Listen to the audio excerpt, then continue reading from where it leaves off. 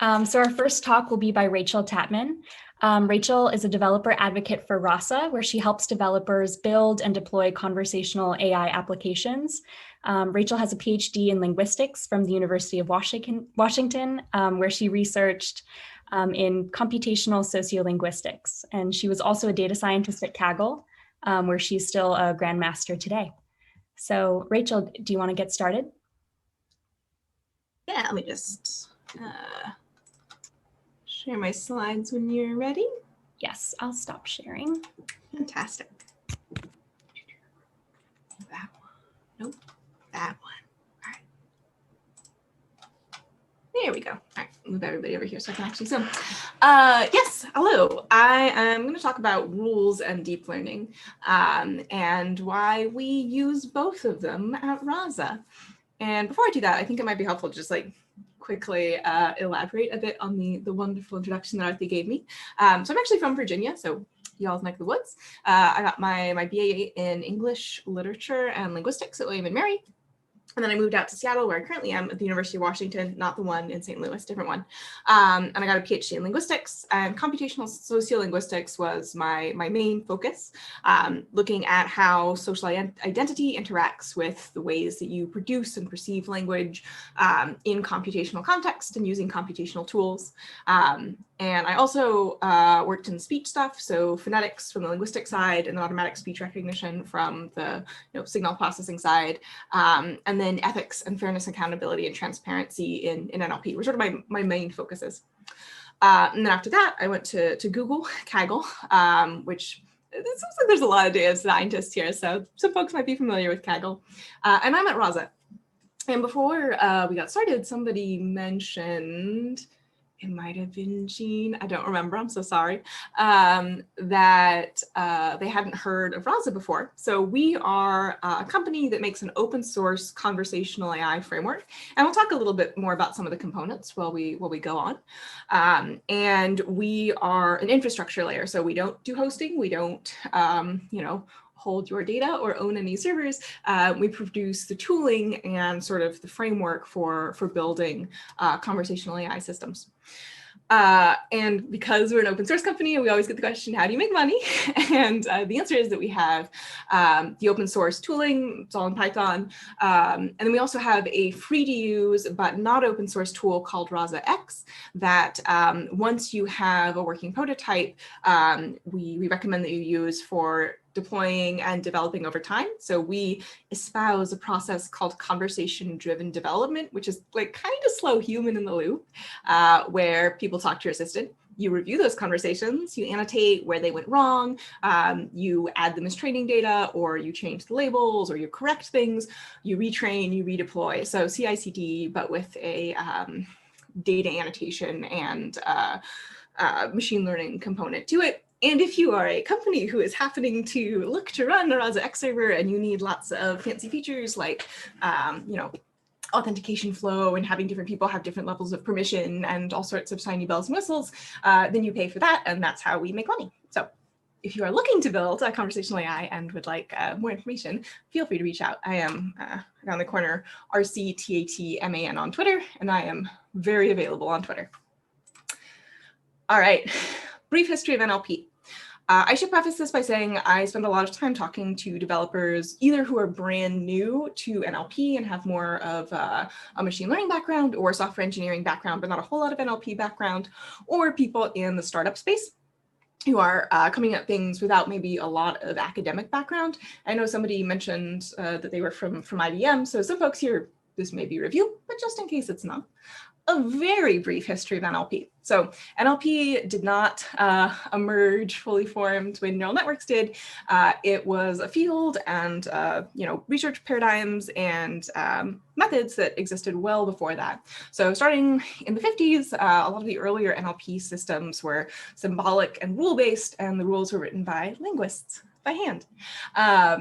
And some examples of these early systems would be, for example, ELIZA, which was an early chatbot that was a therapist.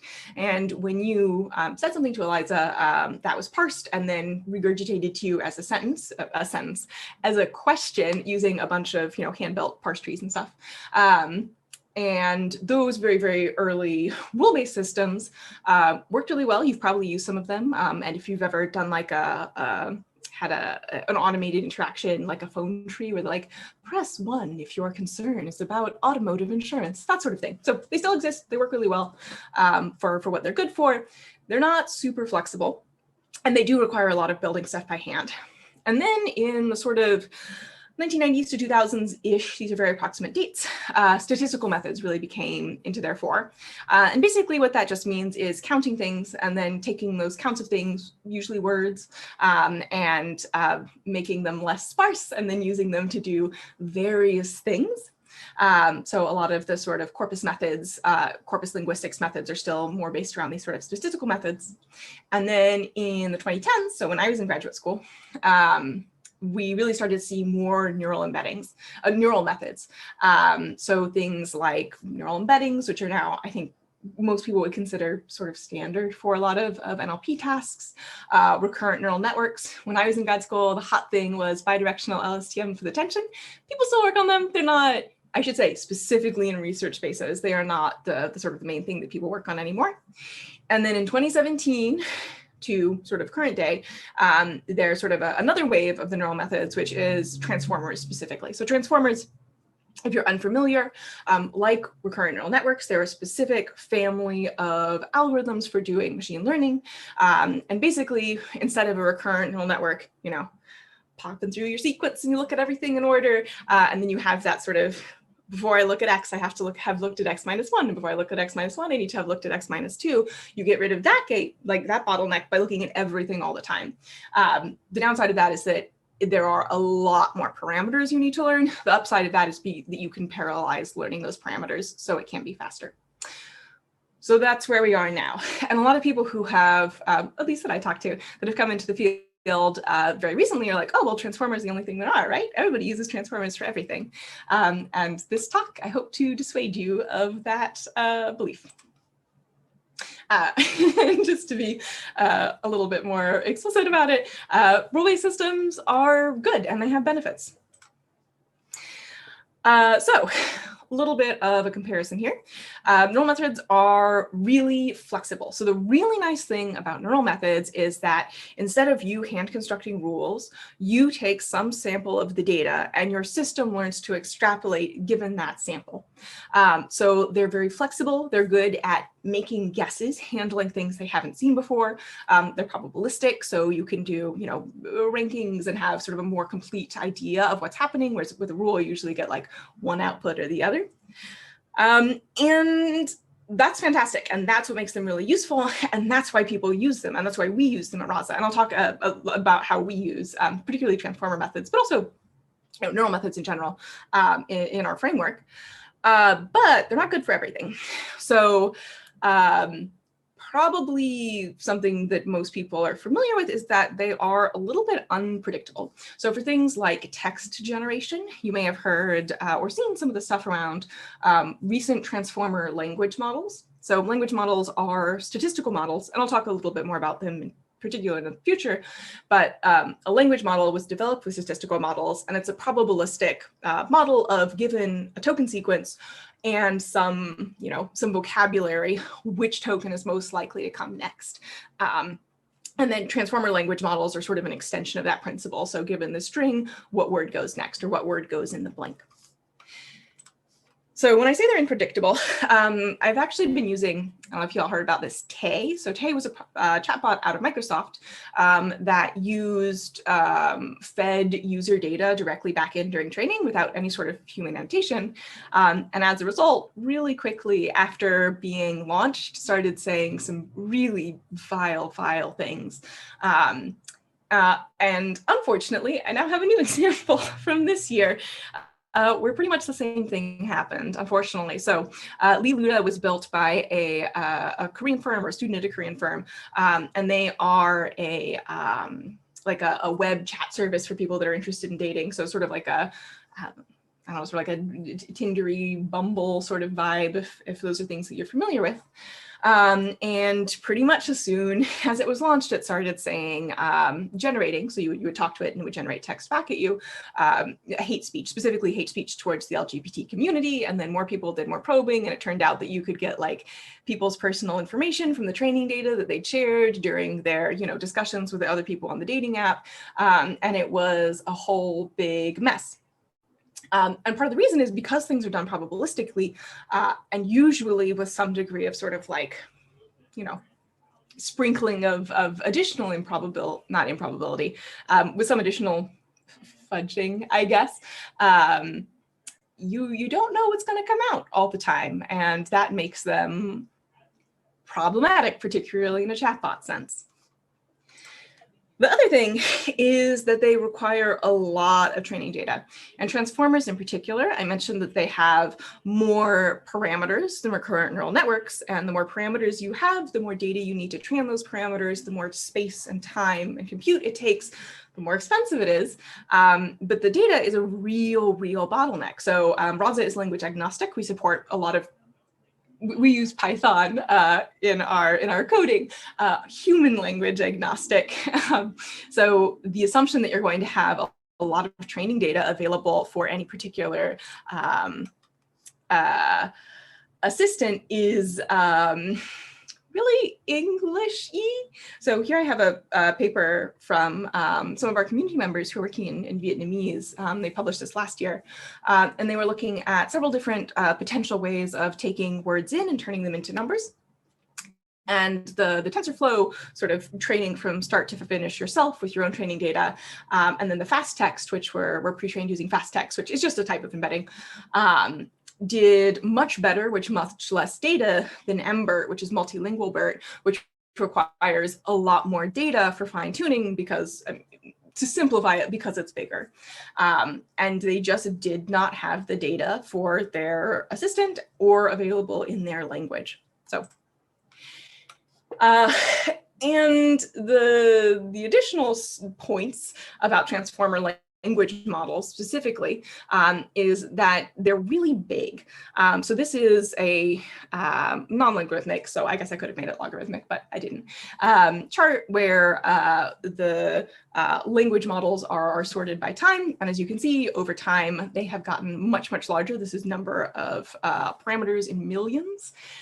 And GPT-3 is no longer the largest transformer language model. There's been one out of Google. I want to say that there's one been out of Tencent.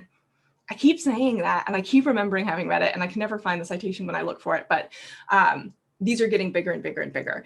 And because they're bigger, they need a lot more data and they need a lot more compute. And that is just expensive. Like I think the estimation is that GPT-3 took like $12 million to train just in compute, which is certainly not in my budget. And as a result, in order to use them, you're probably going to have to use somebody's API. Microsoft has the API for GPT-3.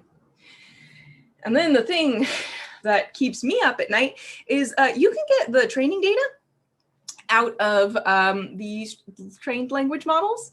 So these are figures from the citation is there at the top, from a paper that was published this year. The first author's out of Google, but it was a big collaboration between different labs. And if you heard about Google lawyers censoring a research paper, this was the paper that they tried to get the researcher to change. And also there was another one. We can talk about that in the Q&A if you're interested.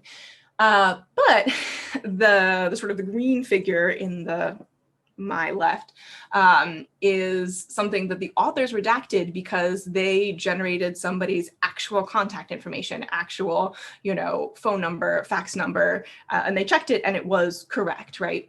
And the way that the GPT, and this is GPT-2, this is the smaller one. And the way that these models work, the big transformer language models, is you give them a little prompt and they generate text to fill the prompt. And there's all sorts of applications for this process. But one of the applications is probing the training data set. And then over here on the other side, these just long URLs, these are examples that showed up that they could generate even though they'd only been shown once in the training data. So as an aside, if you're sort of familiar with transformer language models, one of the things the authors of the papers will often argue is that they're not doing memorization. And I think that while it is true that not all the text that is produced due to memorization, memorization is happening and we don't know everything that was in the training data. There are some corpora that were in the GPT-3 training data that list like, nobody knows the contents of, presumably people in the research group do, but it was just like, books 2. What books? Who knows? And for, do you know if your personal data is in the model or not? How would you know? Anyway, so this keeps me up at night, and we don't need to dwell on it any more than we already have, but just know that that's a thing. On the other hand, rule-based methods. So there are some real benefits to rule-based methods. One is that they're reliable. You know that if you have not built a rule to generate hate speech, you're not going to generate hate speech, right? They're also easy to interpret. So if something goes wrong, you're like, okay, so this happened, which means this rule procced. When does this rule proc? And you can trace it back much more transparently than you can with most neural methods. They also don't require training data, which, again, there's a lot of training data available for English, depending on the language that you're working in, depending on the specific domain that you're working in. Not needing training data might be the thing that makes you use a specific method. And they're also very predictable, which I guess is kind of the same thing as reliable. So I don't know why I had that as 2 different bullet points. But they do have drawbacks. There's a reason that we don't use completely rule-based systems for NLP anymore. So number one, they're very narrowly defined. They can't handle, sort of the wonderful variety of human language. I'm sure you've run into this using systems yourselves. They understand a narrow set of things, and you have to be in those things. Also, for conversational AI in particular, sort of a common approach is that you would build out a decision tree of all the possible ways that people could go through a conversation. And having worked with conversational data now for quite a while, I could not possibly tell you with any degree of certainty that I could sit down and map down all the ways a conversation can go. I think I could get most of them. I think I could get the sort of the outline, but people would always do things that would surprise me, has been my experience. They don't adapt to unseen situations, which you're going to see. Language is infinitely generative. And also they're just not getting as much press coverage. So if you're trying to talk about how great your rule-based system is, it's a little bit more of an uphill battle, I would say. So how does this play into Rasa, and what do we do? So in our assistance, we have sort of a general flow that I think is common with most conversational AI systems, although also most of them aren't open source, so I'm guessing a little bit. So first we do NLU, so we take text input and turn it into numbers doing something.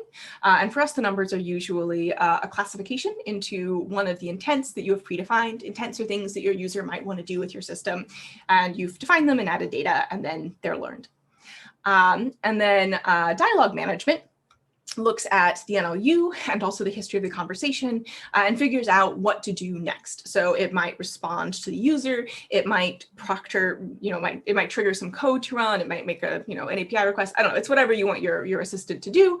And it will look at all the things it can possibly do and be like, this one is the most likely, let's do this in a probabilistic setting. Response generator, you can use natural language generation to generate responses. I'm a big fan of templates, which means that the same text is always served back and you know what it's going to be, and then that's served to the user. So talking about where we use neural methods in our NLU, our sort of current state of the art I don't want to claim that we have state-of-the-art in intent classification, but our current approach, which is what we recommend and works pretty well for most folks, is called DIET. So this is something that our research team developed. And DIET is a multitask learning algorithm. It's also pre-trained, so it's also a model where we do intent, so what is the person saying, and entity extraction together. Entity extraction is looking at a string of text, picking out the things that refer to particular objects that you want to keep track of. So things like addresses, names, order numbers, things like that. Yes, NLU is natural language understanding. Sorry about that. And then to explode that a little bit, this is what's inside DIET. So we can go into more detail if you're interested, but basically the different tokens get pushed through a whole, whole set of neural networks, as you might expect. They're all stacked on top of each other. We do use transformers, so this big transformer here in the middle. We also use conditional random fields that only feeds into the entity, not the intent. Really common approach for doing entity detection. I'm sort of talking to the other data scientists here. If you're like, this is a lot of words, I don't necessarily expect everyone to need to know all of this. But the upshot is that it's one big system. Yes, we use transformers, not a lot of rules in here. And we do both entity and intent identification with a single loss. And then when we approve that over in time. Dialogue management. So you might have noticed not a lot of rules in there.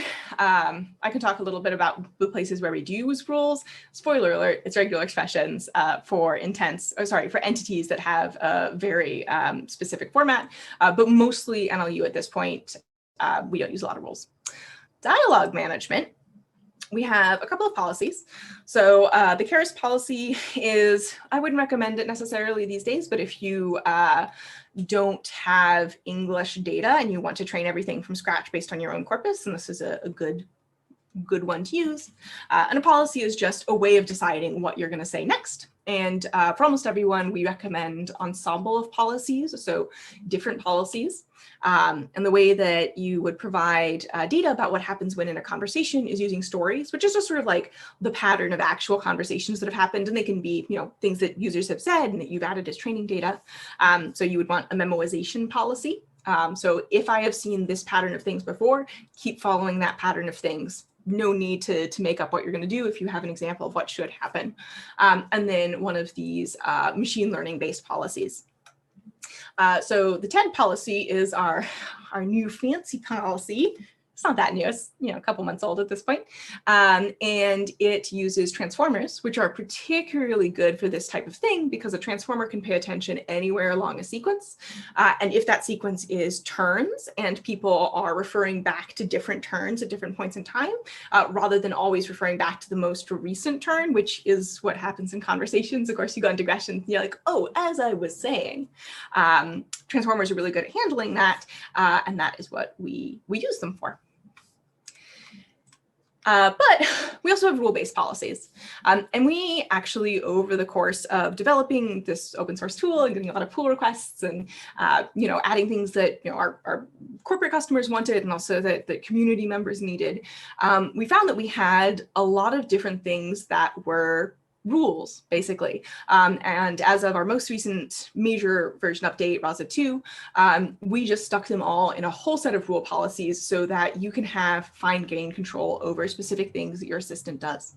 And at this point, depending on your domain, I would almost not expect you to build an assistant with 0 rules. For initial prototyping, I would say, start with stories, start with your training data, but you'll probably run into situations where you need at least a rule.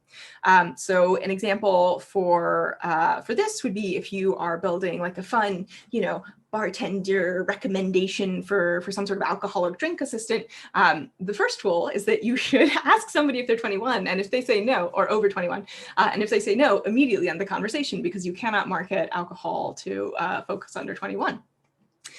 You want that to always be the case, otherwise you will be in legal trouble. So having a rule makes a lot of sense, something that's always going to happen in a certain way and that you can really, really count on. And the way that we have, we structure rules is that we have sort of, if this has happened first, then this should happen next, or if this has happened first and certain conditions have happened, this will happen next. And like I said, at this point, it's rare for me to see an assistant that's sort of ready to go in front of users that has no rules. So I want to wrap it up because it's, I think it's been about half an hour before we have questions. What's next for NLP? So clearly I have a researcher background. Now I'm working more in the commercial space. And I would say that even if researchers are not really working with rules a whole bunch, although I will say people who are not working on English are still using a lot of rule-based systems, are still using CFGs, context-free grammars to build systems because they just don't have the training data available that English does. Both rules and neural methods have a place in conversational AI if you want it to work, right? Fully end-to-end neural methods for conversational AI, I would not recommend as a researcher and just someone who is working in the field. They're too unpredictable. Training data isn't always available. Also, they're just expensive. But at the same time, pure rule-based systems are kind of a pain in the butt. If you've ever had to work with like a purely state machine dialogue tree conversational system and had to update it and make sure that the updates work, it takes some time and it can be really hard to get your head around everything. Or even honestly, all the dialogue trees on a single piece of paper. It's when it gets complex, it doesn't scale super well. So my final point is, if you are building conversational AI, even not with a Rasa, yes, neural methods are great. We use them. I use them. They're fantastic, but they're not for everything. You need rules to make yourself some guardrails. All right. That's all I have to say. Oh, have I worked with ontologies or knowledge gaps? That's a great question. I guess I'll just go to the question in the chat. I got a quick question, Rachel. How often are the neural models retrained? If you put a solution together, how often are they retrained? Is that even possible? Yeah. Oh, yeah, absolutely. So when I mentioned right at the beginning that we recommend sort of a CI/CD approach, we would recommend retraining your models, whenever you have new data to add. So I would say probably daily. And we also have recently, one subversion ago, I think, we've also added incremental training, which means that you don't have to start retraining from scratch, which is something that was the case in the past. So you can just update the model with your new data. Yeah, but like as I would say, as often as you're pushing site updates, or when you are noticing that things are starting to not work really well for your customers. No. I got one more question on that. So what do you use as feedback to target in your retraining? Yeah. So so for our intents and entities, these are labeled. And so the feedback is, for some sort of loss function, did you guess those labeled intents correctly? And if you did not, change what you're doing and go back and try again. And if you did, great, continue doing what you're doing. So sort of back prop. And this is, I don't know the specific target metric. It's either accuracy or F1. We're open source, so you can look it up.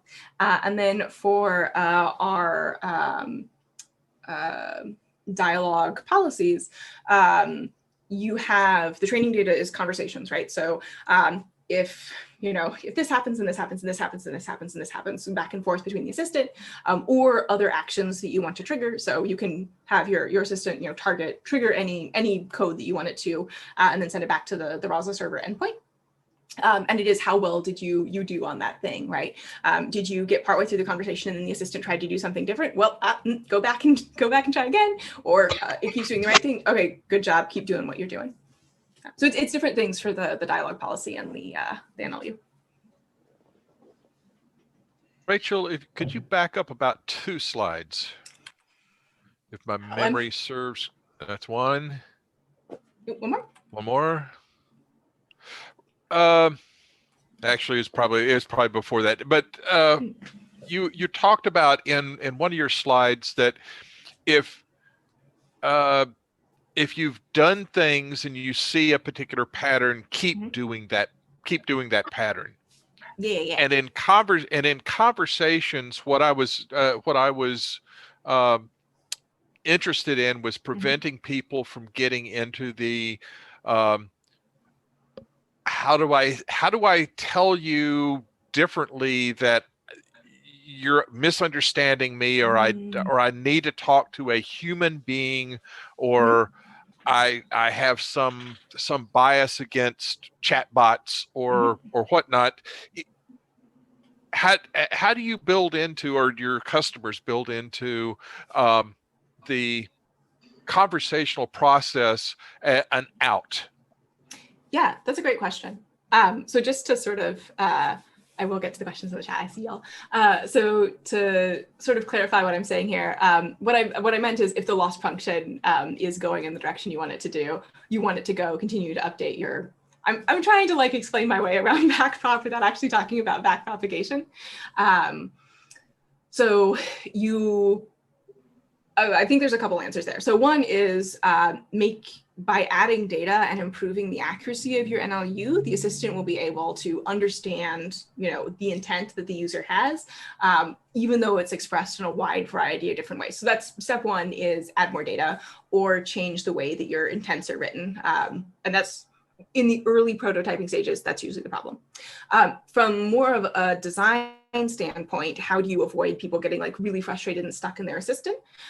So two ways. So one is what we call a fallback policy. So if the assistant really isn't sure what you did, what you meant, and there's a bunch of options that it could have picked, what do you do in that situation? And we try to avoid the "I'm sorry, I didn't understand you, can you rephrase" loop. So one thing that you can do is you can have a multi-stage fallback policy in Rasa, where you can try asking somebody to rephrase one time, and if you're still like, I don't know what they're trying to do, then kick them out of the assistant and to a human. And our recommendation is that as much as possible, get people out of the assistant if your assistant isn't handling what they're going to do well. But for the majority of assistants, right, it's not going to be evenly distributed what people want to do with your assistant. Most people are going to come to your assistant to do one or two things. And if you can do those things really well, and then if you're like, they want to do something else that's sort of in the long tail, and then kick them out either to like another resource or a different assistant or a person, if that you're seeing that like, oh, we're not doing super well with like this area of things. So yeah, it's a little bit of a machine learning problem. It's a little bit of a design problem. And the way that you would see that it's happening is when you're going through and you're reviewing your conversations as part of conversation-driven development. Questions from the chat. Have I worked with ontologies or knowledge graphs? A little bit. Actually, it's not knowledge graphs, it's knowledge bases, which I know are slightly different. But tomorrow morning at 9 a.m. Pacific, which is noon Eastern, we have on our YouTube channel a research reading group, and we're going to be reading a paper from a shared task on using knowledge bases, which I know are slightly different. Listen, I'm plugging. Knowledge bases with a task-oriented dialogue system. So if that's something you're interested in, swing by the reading group. Yeah. And Dhruv says, I missed the part where you showed rules interacting with the transformer models. Could you expand on that? Yeah, I sort of glossed over it. I didn't have like a good visual, but I mentioned that we recommend a multi-policy approach. So each of your policies, you'll probably have a machine learning policy, you'll probably have a memoization policy that's like, hey, if you've seen this in the training data, just keep doing that thing. And you'll probably have a rule policy if you have rules, which I would say at this point, most people do in their assistant. And what you'll do is the rule policy is almost always extremely certain, or like, no, that's not me, I'm not relevant here. So when it comes time to decide what to do next, the rule policy is like, me, I know what to do next, or the memorization policy is like, me, I know what to do next. Because the neural policies are a little bit more probabilistic, they're almost never as certain, so we'll go with the rule. Is sort of how those work together. It's not actually in the transformer architecture where the rules are. So right. So I was curious, like, are these trained independently? Are these policies trained independently from the transformer model? So the TED policy is a transformer policy, and then the memoization and the rules are trained separately. So it's okay, multiple policies. That makes sense. Like the sequence is what I'm trying kind of a little bit bumped on. Thank you. Yeah, no worries. And then there was another question. Why did you use a CRF after transformer rather than using something like a BiLSTM layer? So here, I'd have to go back and read the paper. Yeah. That's an interesting choice. Like where CRFs basically look for handcrafted features, they only go back so many steps. When you're already using something so heavy as a transformer, probably an LSTM might have been a better choice, but there might be other reasons. That's what piqued my curiosity. Yeah, as I remember that the research team tried BiLSTMs and that they were not as good, and I don't remember the reason why. I think they talk about it in the paper. Okay. Well, could you reference the paper? I would love to read it. Yeah, I'm pretty sure the name of the paper is just the title of this slide. I don't think I have like the full citation in here. And Bill said, task-oriented, what would be the link? Yeah, let me pull up the link for that and share it in here. So I should also say Rasa is for task-oriented dialogue systems where you want to do something. You could build a chit-chat bot with Rasa where it just like says stuff when you say stuff, but that is not our main use case because as it turns out, commercial customers don't usually want to build just like a bot that has like fun conversations with you. Usually they want to help you do something related to their business. So nobody's doing anything like senior care check-ins, carrying on the conversation? I would call that task-oriented, right? Because you want to get particular pieces of information, an understanding of particular pieces of information. And well, not necessarily, but just to, hey, how are things today? What'd you watch? Seen any good movies? That kind of thing. Just kind of reducing the isolation by way of automation. I would call that mental wellness or like mental health. Yeah. It could be mental wellness, but to carry on a conversation, just checking in with seniors.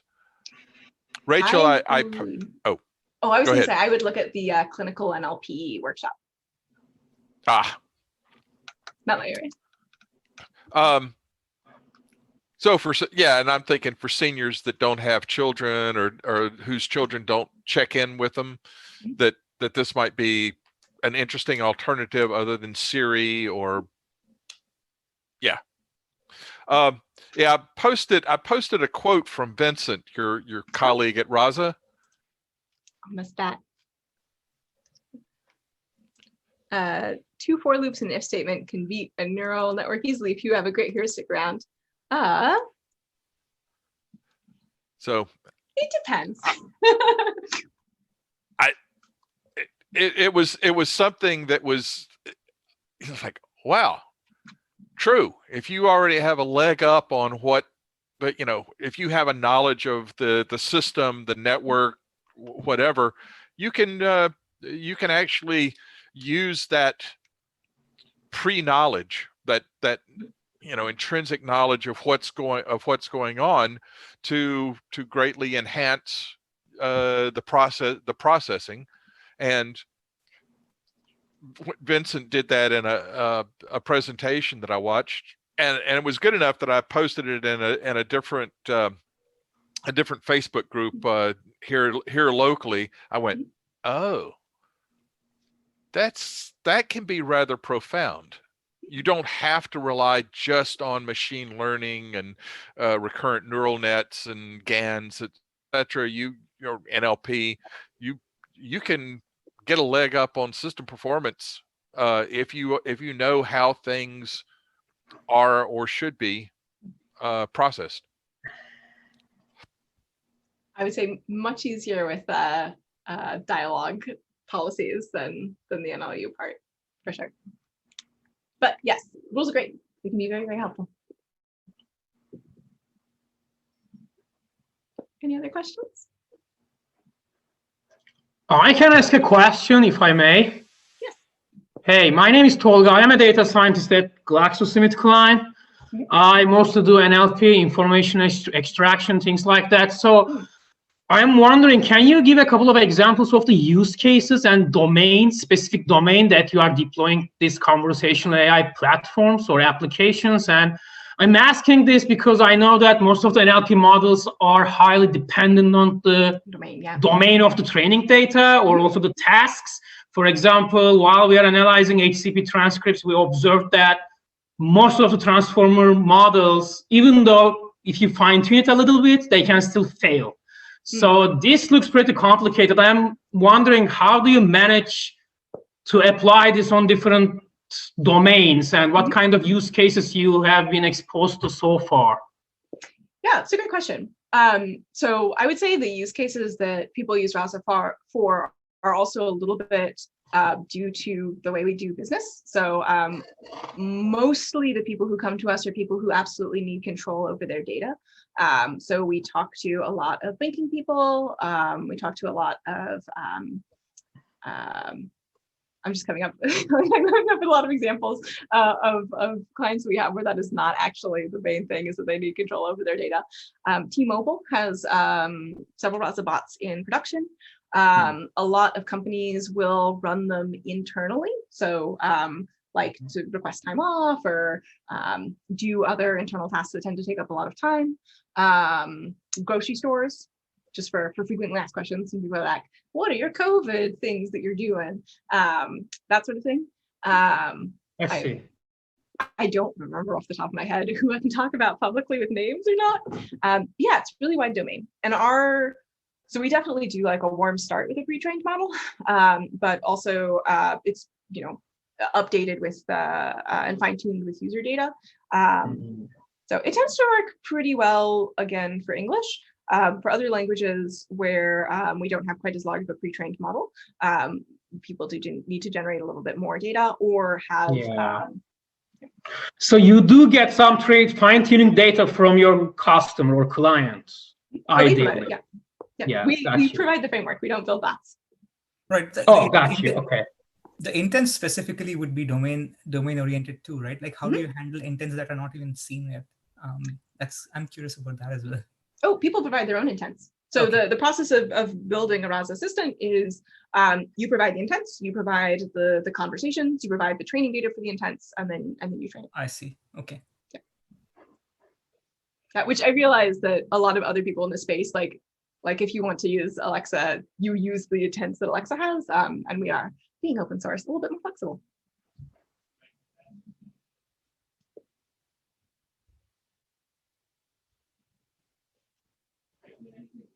Other questions? By the way.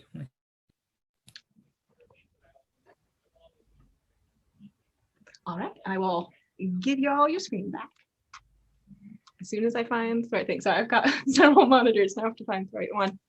There we go. Awesome. Thank you so much, Rachel. That was a great talk. Cool. Yeah, if there are no other questions, we can move forward to the next talk. Let me just pull this up here.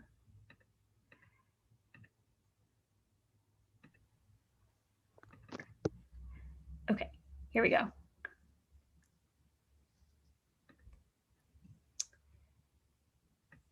Sweet. Cool. Our next presenter is Alex Lev. Alex is a PhD student at MIT's Probabilistic Computing Project and a lead researcher for Metaprob. Before MIT, Alex designed and taught a 4-year high school computer science curriculum, and he's also a native of Durham. So he returns every summer to teach at Duke Machine Learning Summer School. So Alex, do you want to go ahead? Sure. Thank you. And I'm going to try to, yeah.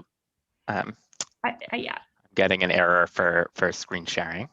Let me stop sharing. Okay. Cool. Thank you. And let me see if I can get, I wonder if I share note and then press play. Do you guys see the presenter view now or the actual slideshow? Presenter. Got it. I think I can do new share and then just share that. How's that? Perfect. That's it. Great. Good. Awesome. Okay. Well, thank you for that introduction, and thanks for having me. I'm really excited to be here talking to you, and thanks, Rachel, for that great talk. My name is Alex Lev, and I'm a PhD student at MIT's Probabilistic Computing Project, advised by Vikas Mansinka. And I'm going to be talking today about some work that I've been doing jointly with my friend and colleague Monica Agrawal, her advisor David Sontag, and my advisor Vikas. And I'm going to expand on this quite a lot throughout the talk, but the basic idea is that there's this emerging technology called probabilistic programming that has really begun to take off in the last 5 years or so, but kind of over the last 2 decades, And probabilistic programming languages are this whole suite of tools that have been developed primarily aimed at making it easier to create really sophisticated statistical models and for the purposes of AI research. But the core insights that power probabilistic programming and the tools themselves are more broadly applicable than that. And the idea of this talk is to take those insights and technology and repurpose them to enable a style of declarative programming that I hope to convince you could be useful for solving a wider range of everyday tasks. And in particular, I'm going to be focusing on the task of data cleaning, cleaning messy data. So this is a headline from, I think, Forbes from a couple years back after a survey of data scientists had just shown that sort of data cleaning took a huge percentage of data scientists' time and was one of their least enjoyable tasks. This wasn't really the fun data analysis bit. This was things like detecting and correcting errors in a data set, imputing missing values in a data set, recognizing duplicate rows and integrating them and deciding on what the correct ground truth row would be for that duplicate entry. Or this is kind of similar to the deduplication case, but normalizing entries that occur sort of in different, or references to entities that occur in different ways throughout the data set. So you might, to enable easier analysis, you might want every instance of the New York Times in your data set of employees to say the New York Times is the name of the employer, but sometimes you might have NYT. And data cleaning is not, a particularly hard task. It's not where your mind goes when you think about like, oh, what we'll be able to do when we have artificial general intelligence. Humans are pretty good at it, but it can take quite a bit of thought and reasoning about objects in the real world. So here's an example of a row, for example, from a data set of apartment listings, let's say from a website like Craigslist. And you'll see that the field state is missing in this row. And our first thought might be, well, we all know that Beverly Hills is in California, so we should just fill in that Beverly Hills is from California. But we might also kind of be a little bit skeptical that an apartment in Beverly Hills, a one-bedroom apartment with parking, could possibly go for $550 a month. And so we might decide that, if we had all the time in the world, it might make sense to do a spot check and look elsewhere in the data set and see, does this user have other listings, that we can use to make sense of this kind of strange outlier row. So we could run a query in SQL and ask, what are this user's other listings? And we might see that the other listings are all in St. Louis. And this might strike us as odd as well, because it's a weird portfolio for a landlord to have where they have this one cheap apartment in Beverly Hills and then a couple apartments in St. Louis. And that might lead us to think, well, maybe there are other cities called Beverly Hills. And we could check that intuition by doing another query on our data set, asking, what are all the listings that are listed in Beverly Hills? Aggregate them by the state that they appear in. We might see that, in fact, there do appear to be other Beverly Hillses, including one in Missouri, which is where St. Louis is. But it's a little weird that there are only 4 listings there, so that could be a fluke. So we might do another query where we ask to see what those listings are. And they're from different users, and they seem realistic enough. This kind of seems to check out. And the rent per month is kind of in the right range for the original row that we were looking at. So we might feel comfortable, if we had to make a best guess at this point, actually filling in that the state for this row is not California, but Missouri, right? So this is the kind of reasoning that best guess, common sense reasoning that involves thinking about real world objects like apartments and prices and cities and users. That is necessary to do a really thorough job of cleaning data. But people don't actually do this thorough job of cleaning data particularly often because it's very time consuming. And so the question is, how can we perform this kind of reasoning at scale? And if we think a bit about why this kind of data cleaning is hard, different data sets have really heterogeneous error patterns. So there's not sort of one script that we can write. And as we were talking about, it often requires common sense reasoning. And so it seems hard to write down foolproof rules. This is kind of in line with the weaknesses that Rachael was talking about of rule-based systems. You know, even in simple cases, like let's say we just have a data set of cities and states and we want to correct spelling errors in the cities, right? Even in these kind of simple cases, algorithms or sort of rule-based algorithms that you'd think would work quite well, like replace city with the nearest edit distance city name in our knowledge base and then look up the state if it's missing, can produce counterintuitive results, right? So it might have given us Seal, Alabama instead of Seattle, Washington, or Newark, New York, which is a real city, but a tiny city, right? Instead of New York, New York, even though it will sometimes get the right answer. And so trying to write down rule-based scripts that are going to work all the time can be quite brittle. And that motivates us to look at maybe a different programming paradigm. So maybe we shouldn't use imperative programs, which tell the computer exactly what to do, or how to do, like step by step, how to do something, but rather declarative programming paradigms, which are ways of programming the computer by saying what you want done or what you know, rather than how to perform a task. Now, a lot of people, when they think about declarative programming, think of logic programming languages like Prolog. But logical rules for data cleaning would just be the same as the imperative heuristics, but phrased differently. Another kind of sort of declarative programming, this is a little bit non-standard, but you could think of neural networks as a kind of declarative programming, because in a neural network, you don't say exactly how it should compute the thing that it's computing. You just give it a lot of input-output examples to define the task and have it learn how to do the task. But this is hard to apply in the data cleaning case as well. Number one, because we don't actually have a ton of examples, a ton of labeled training examples of clean and dirty data sets for our domain. And two, this is a paper from Google, Machine Learning, the High Interest Credit Card of Technical Debt, that sort of talks about the engineering challenges of sort of integrating a neural network somewhere into your pipeline for some task.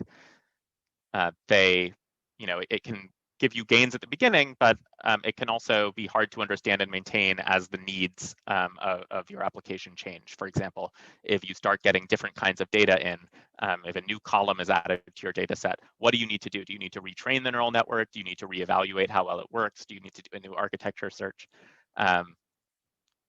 So neural networks are not exactly what we're looking at for either. Now, there is a third kind of declarative programming, probabilistic programming, and you could probably tell from the title of the talk that my answer to this question is yes. And the idea is that we're going to use ideas from probability theory to replace heuristics and rules with principled strategies for reasoning about things that we don't know. So in particular, probabilistic programming relies heavily on Bayes' rule, this formula for probabilistic reasoning. This is a really important formula in probability theory and statistics, so much so that at HP in Cambridge, though I'm told that this sign has been taken down since this photo was taken, they made a neon sign out of it. And when there's a sign, it's usually because it tells us something useful. But whereas this sign contains a logical formula, if you hit this sign, then you will hit that bridge, Bayes' rule is a probabilistic formula telling us how to reason about things that we don't know by combining our domain knowledge with our observations. So to take a closer look at what it's saying, there are three letters involved, A, B, and P. A is going to represent the unknown variables that we're trying to reason about. B is going to represent our observations, which is sort of what the user actually typed in the data set. And P is going to represent all of our domain knowledge that's actually making it possible to clean the data set. So to make this more concrete, let's consider our knowns and unknowns in a version of the data cleaning example that we saw before. And I'll just say up front that in order to illustrate the way that Bayes' rule plays out, I'm going to use a very simplified version of that example with a much simpler pattern of reasoning than the one that we went through earlier. But we'll get back to that more complex case very soon.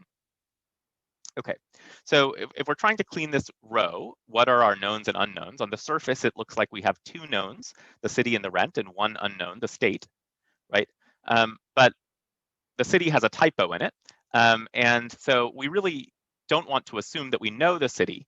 We want to assume that the city might be dirty. And so what we really have is two unknowns, the state and the clean city value.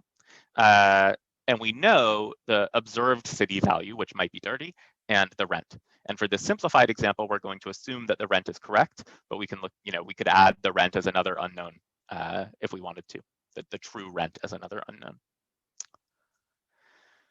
Then this probability distribution, or model P, is going to have to encode all of our domain knowledge about this data set, all of the assumptions that we bring to the table that are actually allowing us to clean the data set. So these are assumptions like more populous cities and states appear more often, or the per bedroom rents in a city and state tend to be similar across listings, which is what allowed us to do that reasoning before about Missouri versus California. And also things like typed names of cities might rarely contain a typo. Okay. So we bring all of this domain knowledge to the problem. And some of it is knowledge only about the unknowns, A, meaning which values of city and state are more or less likely a priori, not taking into account the observations at all, right? This knowledge is going to show up in Bayes' rule as P of A. Mathematically, it's a probability distribution, a function taking the possible ground truth city and state and spitting out how likely or unlikely that city and state is based on that probability distribution, in this case, based on the population of the city and state. The other pieces of knowledge tell us something about how the observed variables B depend on the unknown variables A. So the probability function P of B given A answers the question, for a particular fixed value of A, for a particular city and state, what values of B are more likely or less likely? For a particular city, which values of rent are more or less likely, right? And which values of typed city are more or less likely? So if we can express our domain knowledge as a probability distribution like this, Bayes' rule basically tells us how to fill in the unknown values. So suppose that we don't know A, and we have two hypotheses. A could be Beverly Hills, California, or Beverly Hills, Missouri. Bayes' rule says you can sort of compute a score for A by multiplying how likely A is in the first place by how well it explains the data B, right? So in this case, what we can do is we can look at, okay, well, consider these two hypotheses, Beverly Hills, California, and Missouri, and first consider their prior probabilities. So in this case, Beverly Hills, California has a higher population than Beverly Hills, Missouri. So a priori, it's more likely. Then consider their likelihoods, which is how well do they explain the observed data. Each of them explains the typed city equally well because Beverly Hills can be typoed as Beverly Hills equally as well in both cases. But in terms of the rent is better explained. There's a higher probability of a $550 rent in Missouri than there is in California. And so in order to sort of make a judgment here between which one we want, we're actually going to have to weigh these conflicting signals and decide which product is greater.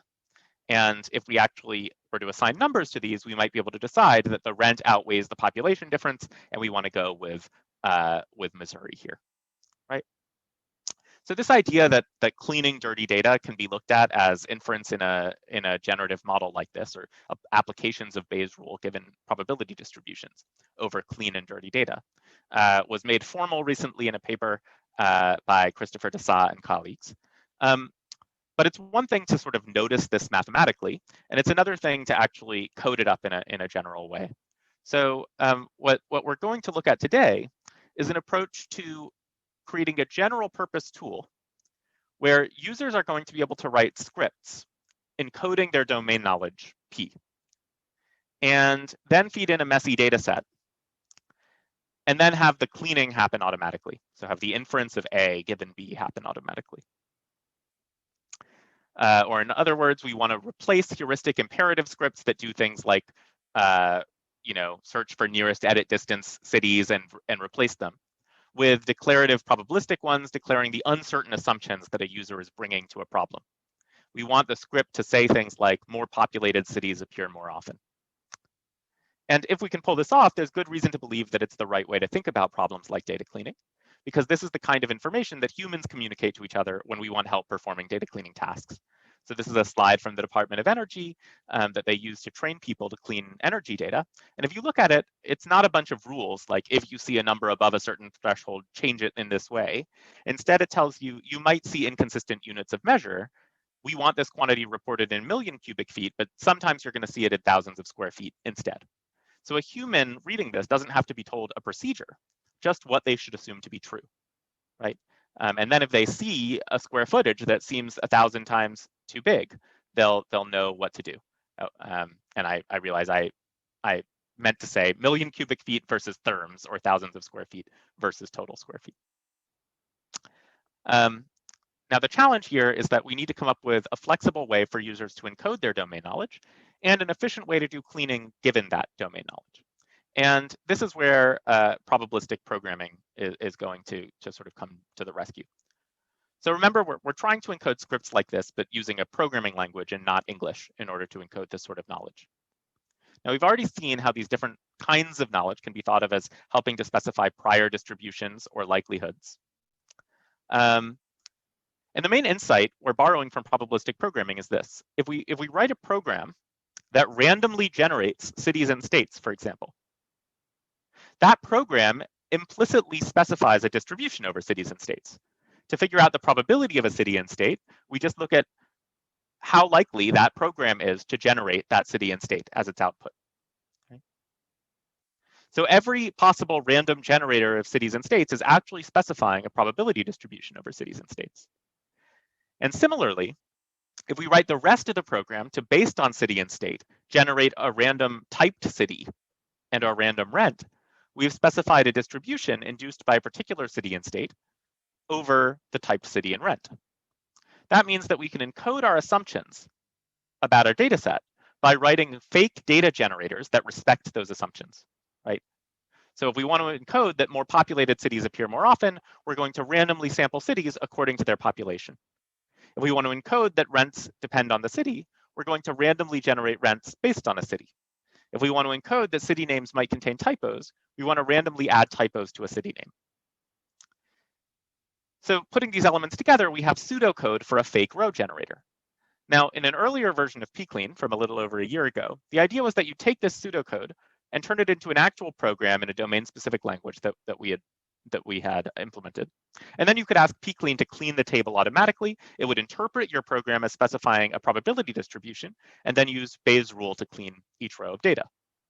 But there was a problem with this approach that made it inapplicable to many data cleaning tasks. And the problem is that if you look at the implementation that we have here, you'll see that we refer to these global constants like state populations, the list of all cities in each state, the city populations of every city, the mean rents of every city, right? This is a lot of information that we kind of have to know in order to write this program in the first place. And that information may be very hard to come by, or it may even be the whole purpose of our data cleaning exercise to get a clean data set that will help us estimate this information, right? Going back to the pseudocode, I mean, it's evident even looking at this. In order to write a program that randomly samples a city according to its population, we kind of have to already know the populations of various cities. We kind of have to already know the rents of different cities, the average rents of different cities, right?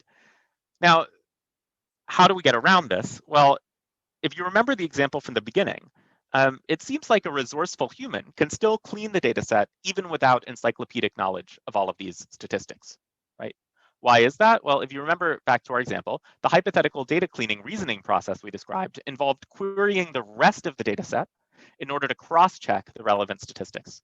So for example, the first query here can be seen as estimating population sizes for the different Beverly Hillses by looking at how often they show up in the data set.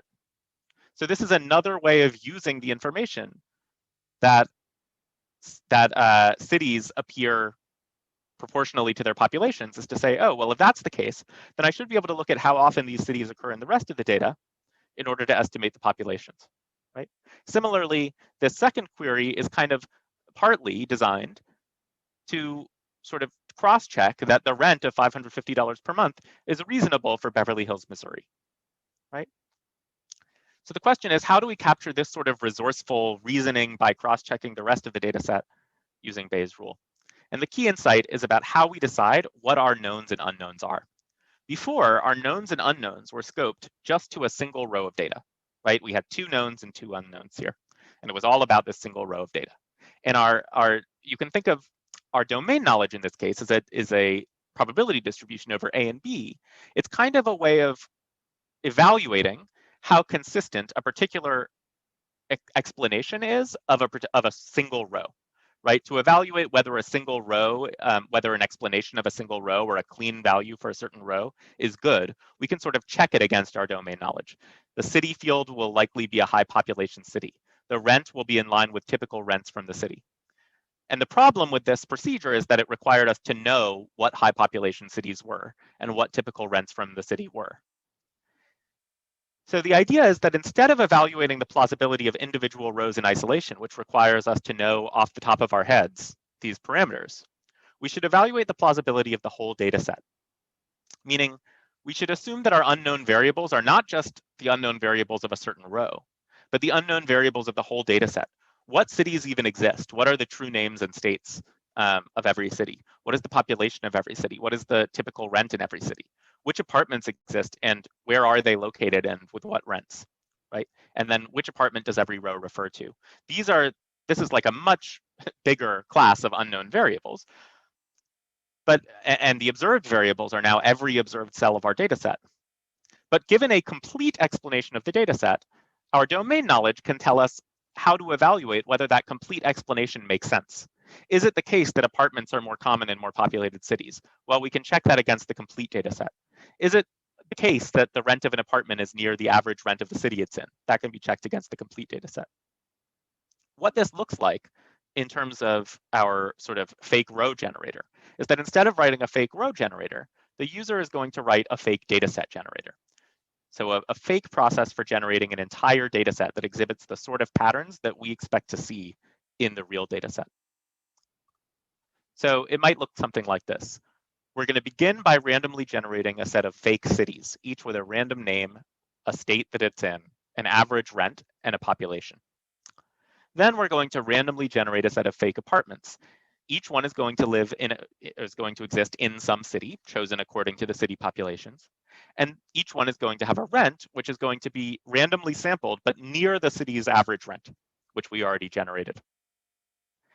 Now, for each apartment, generate a row of fake data by adding typos to the name of the city that it's in, and outputting this row that has the typoed city, the state, and the rent. Right? So this is a program that generates the entire fake data set. And if you think of it as a probability distribution over entire sort of clean and dirty data sets, it tells us how to evaluate which configurations of the entire state space are more or less likely to be generated by this process. Okay.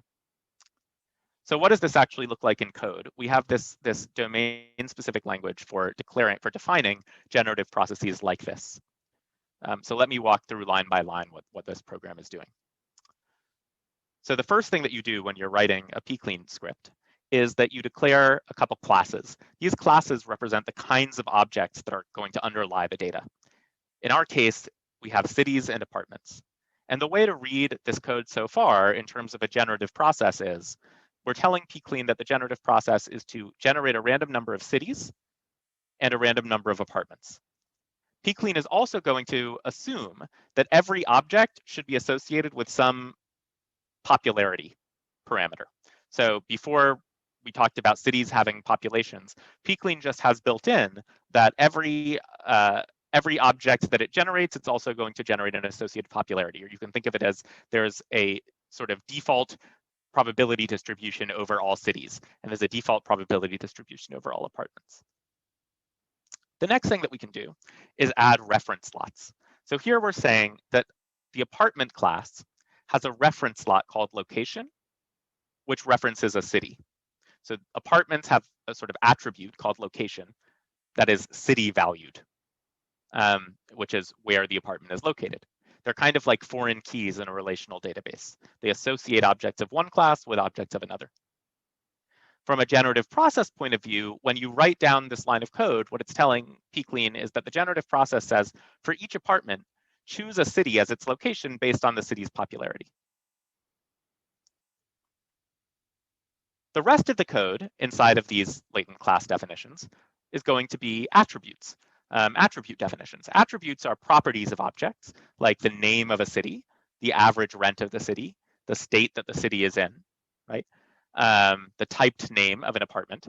And these attributes can depend on other attributes, even through reference slots. So we can say that the typed name of an apartment, or maybe this should say the typed city name of the apartment, is obtained by randomly adding typos to the name of the location in which the apartment is located. Right? And the way to understand this as a generative process is that for every city, it's going to generate a name and then an average rent and then a state. Or for every apartment, it's going to generate a typed name and a rent. Okay. Finally, we end our program with something called an observe query. This looks like a select query from SQL if you've seen those. And the idea is that it's going to tell us if you had a database of all the cities and apartments, how would you pull out, how would you sort of, what select query would you write to get the flat data set, the flat dirty data set that we're assuming is observed? So what this is saying is the observed data set is going to have 3 fields: city, monthly rent, and state. And the city, and each one is going to correspond to a row of our apartment class. And the way that we create these 3 fields is by looking up the typed name of the apartment, the rent of the apartment, and the location.state of the apartment. A probabilistic script like this then allows pclean, it licenses pclean to make certain judgments.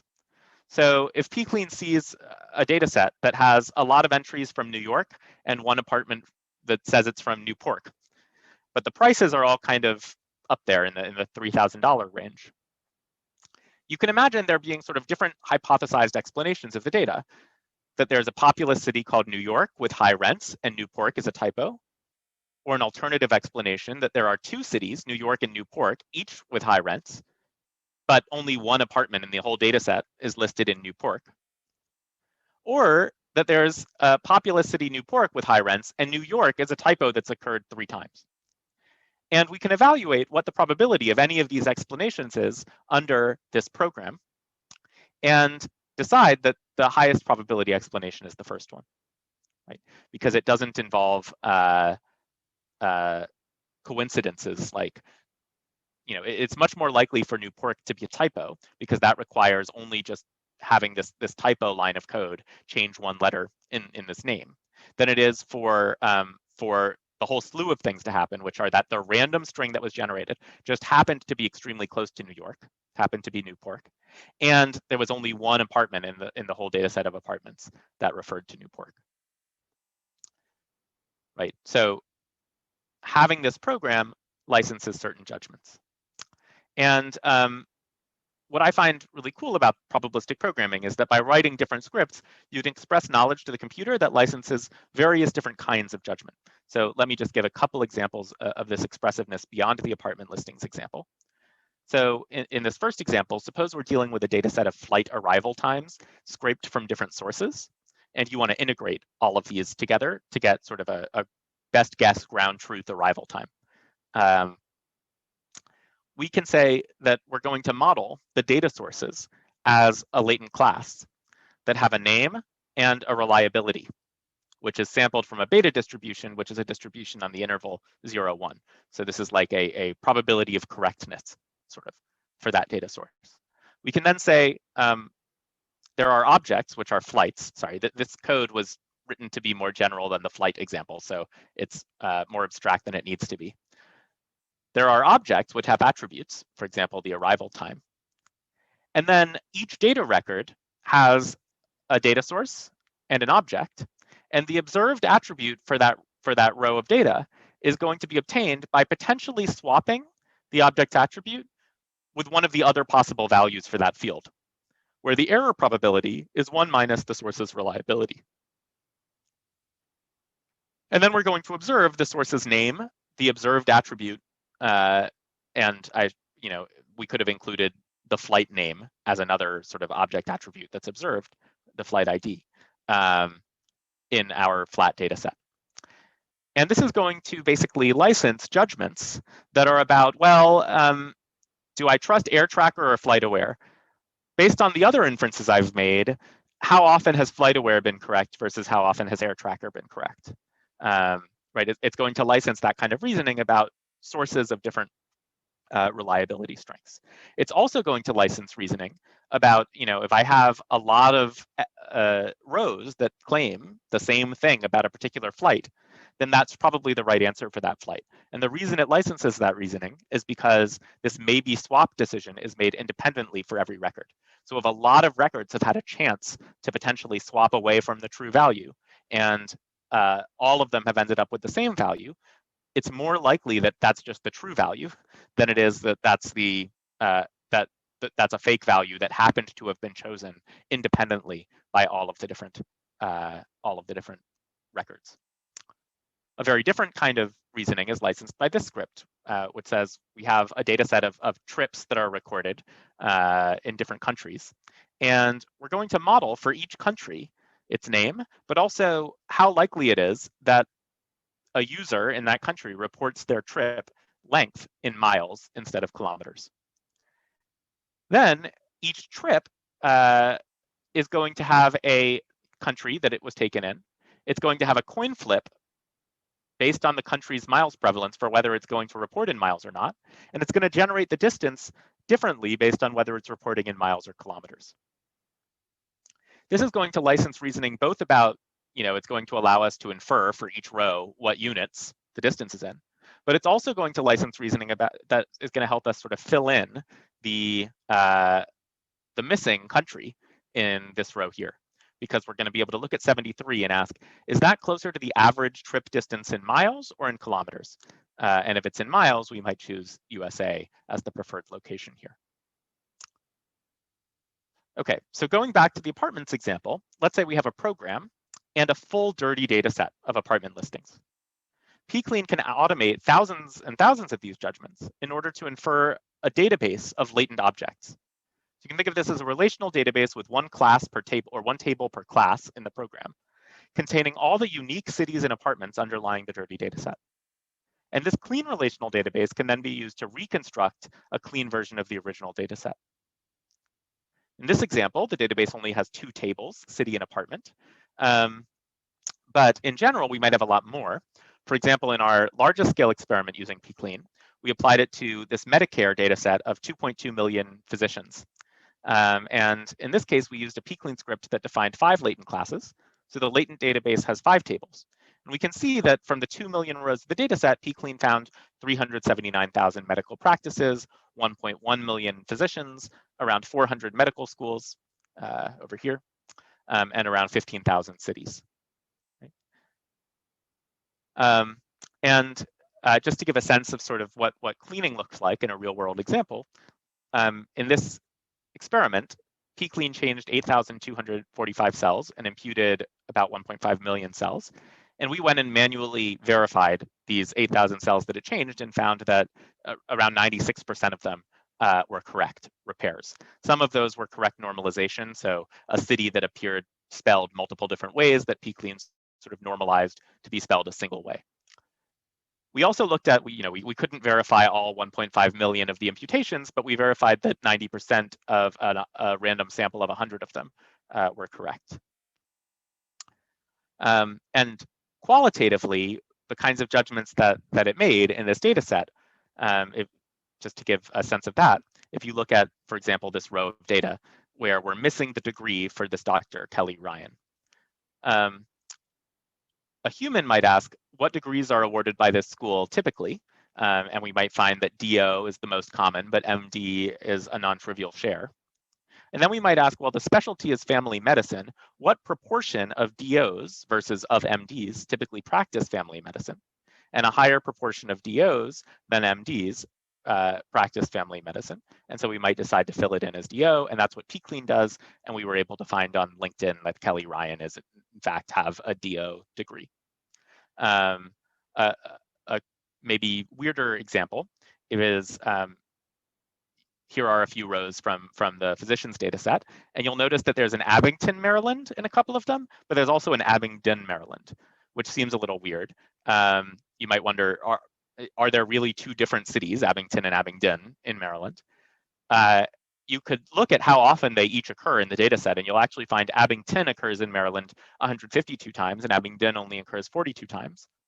But that's still not really slam dunk evidence to think of either of them as errors, seeming like maybe they actually do both exist.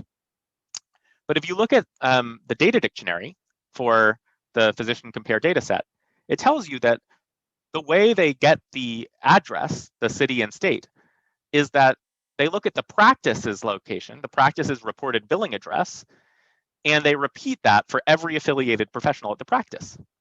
And it turns out that if you look at how many distinct practice addresses are associated with each of these city spellings, Abington is only associated with one practice. All 152 of these entries are different physicians at 100 Walter Ward Boulevard. And this enables pClean to decide that Abingdon is the correct spelling and that this practice simply had a typo. And this is in fact the case. So how does, we've looked at a program, we've looked at why in theory it should license judgments, but how does pClean actually infer this latent database of entries? There's a lot of research on how to do inference in probabilistic programs. So given a generative process encoded as a probabilistic program, how do you infer, and given some data that is the output of the program, how do you infer what must have happened inside of the program in order to produce that output? But generic approaches for arbitrary probabilistic programs are often too slow. So pClean takes advantage of its kind of restricted domain-specific inference, domain-specific modeling language to have a specialized inference engine for pClean models. And here's a video of inference happening. It's going through, what you're seeing now is on the left, the rows of the observed data set, and it's going through and sort of, as it looks at each row, initializing latent objects of every class as needed in a process called sequential Monte Carlo. It's going to make mistakes while it does this, but you can kind of think intuitively about what it's doing as, oh, I see a new row. Does it fit any of the hospitals that I already think exist? If so, I'm just going to match it to that hospital. If not, I'm going to, if it's more probable that this is just a new row, then I'm going to add a new row to the hospital table. Then it goes into this second phase where it goes back and tries to fix the mistakes that it made. And this is using Markov chain Monte Carlo so-called rejuvenation moves. And here, in order to sort of fix a city name, for example, it's going to look at what's highlighted in blue is all of the hospitals and original records that refer to that city.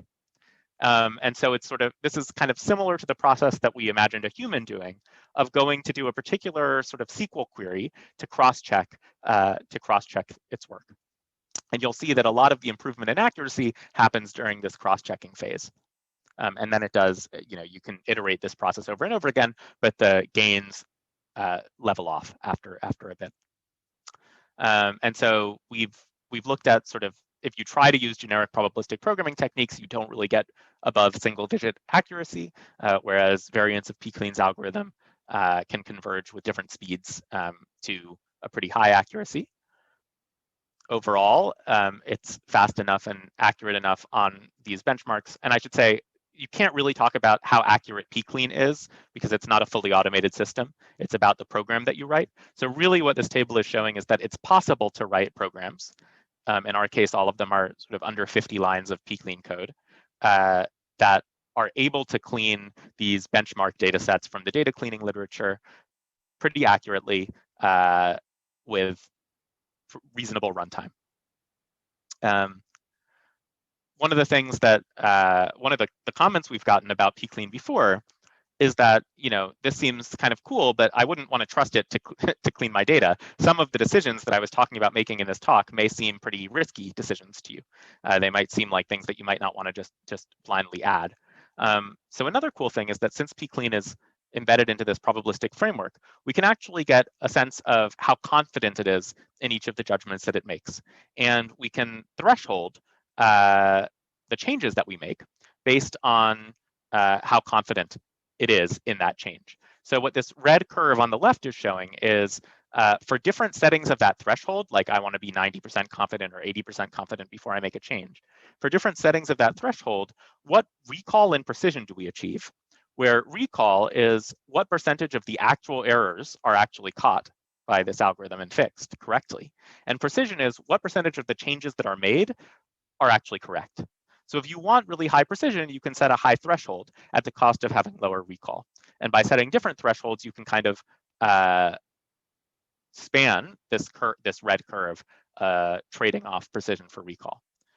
And the reason that's possible is because pClean's confidence estimates can be relatively accurate. So what you see on the right is a calibration plot that bins the cells. This data, or this table, was made on this rents data set, and it bins the cells of that data set into different confidence bins, and then looks at, for all the cells that pClean was 20% confident in, what percentage of them was it actually right about? And so you can see this monotonically increasing relationship between those two quantities on the right, though it's certainly not perfect, right? The things that pClean was 20% confident in, it was much less than 20% accurate at. But at least the things that it was 40% confident in, it was more than the things that it was 30% confident in.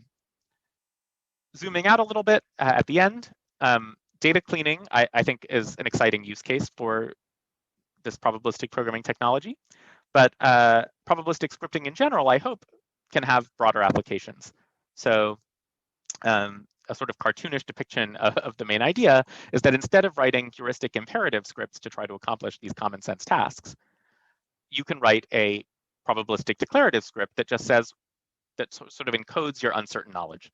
And whereas your computer might normally say, I don't understand what you're talking about, if you replace your computer with a robot who has read a probability theory textbook, meaning the sort of machinery of a probabilistic programming language, you can make this work out. And it should be workable or applicable to any problem where you can sort of frame the problem as an inference task of uncovering unknown variables given observed variables and some domain knowledge. So pClean will be open sourced next month ahead of our presentation of it at AI Stats 2021. It's implemented in Julia.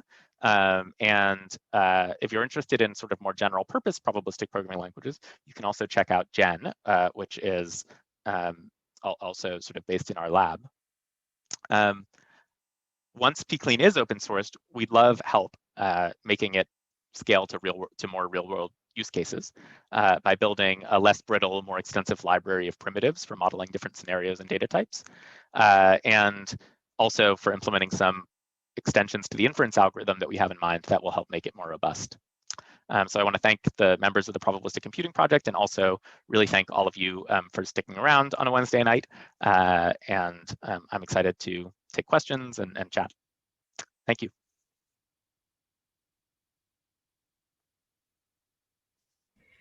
Thanks, Mark, or Alex, sorry. There's a couple questions in the chat I see here. Got it, cool. Can you pull that up, or I can go through them? I can pull it up, yep. And let's see, so thanks.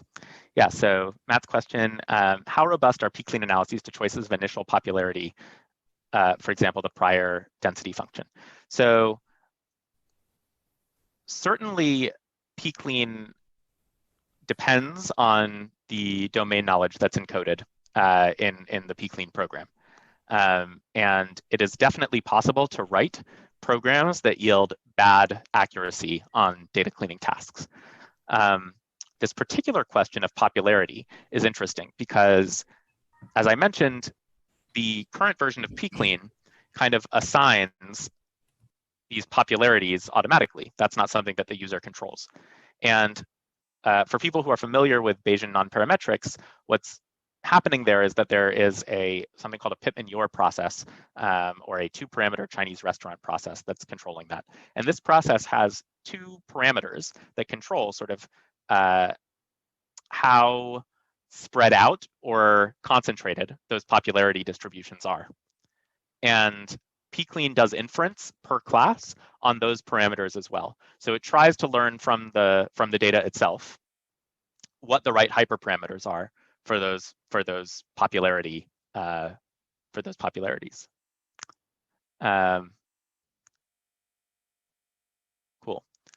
So, and also feel free to interrupt with voice if any of these are unclear answers or not what you were looking for. To move on to Drew's question, how can someone just getting started pick up on what you showed here? This is useful for my case correcting OCR errors. Yeah, so we're hoping to write some documentation for pclean. That's one of the things that is going to happen before we, or at least a draft of that before we open source it.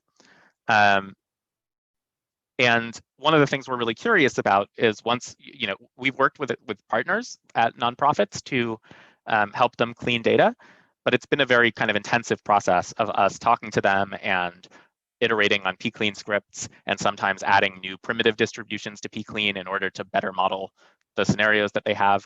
And so one of the things we're curious about is once this is more widely available, how easy will it be for people to actually use?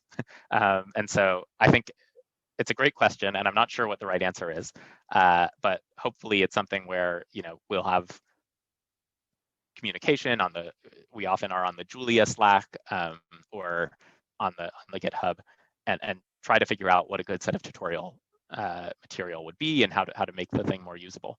In terms of how scalable it is, can you use it in a real-time system? It's a good question. I mean, so far we've only done, even though the algorithm is kind of sequential, and I can certainly imagine sort of online versions of it that incorporate new data as it comes in, all of our experiments so far have been batch processing.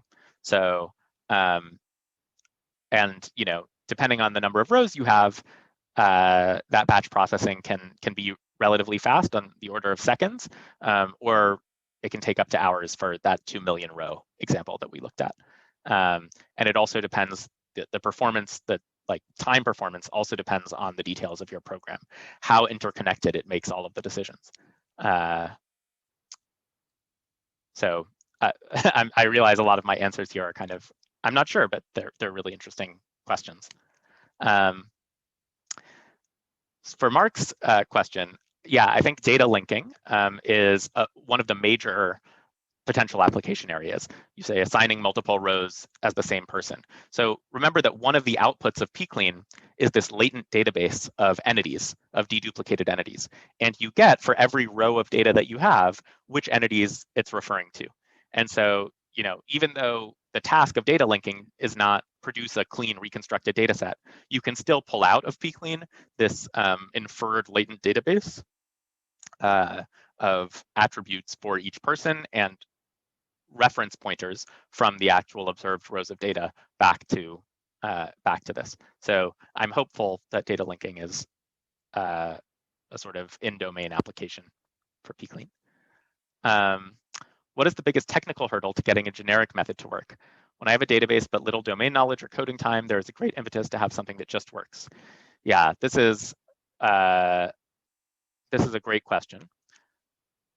If you think about, I think it's related to the question of how do humans write pclean scripts, right? So I'm not an expert in hospitals or medical data, and yet after reading the data dictionary and sort of gazing at the data for a while, was able to write a pclean script. That suggests that there should maybe be a kind of automated technique for synthesizing, or at least partially automating, the construction of these pclean programs. And that's an area of research that we're interested in.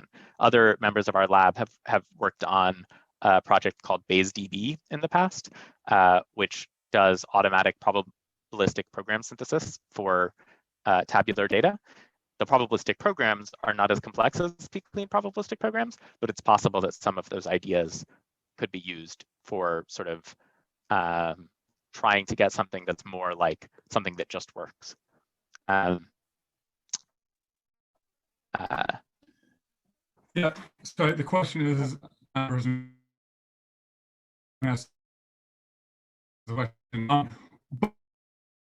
what makes, I mean,